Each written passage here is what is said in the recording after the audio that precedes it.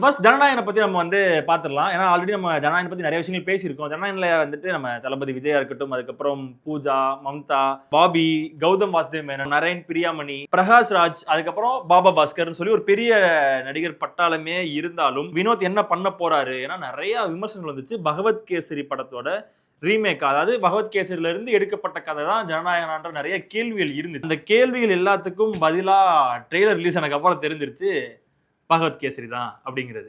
ஏன்னா நிறைய ட்ரெய்லர்ல நிறைய சீனை பார்க்கும்போது பகவத் கேசரியோட ஒத்து போச்சு. ஒவ்வொரு சீனையும் நம்ம பார்க்கும்போது ஆஹா இது அந்த படத்துல வந்தது இல்ல, இது பாலையா பண்ணதாச்சு, இது ஸ்ரீலீலா பண்ணதாச்சு, இது காஜல் வருவாங்களே அப்படின்றத நம்மளால ஈஸியா கணிக்க முடிஞ்சிச்சு.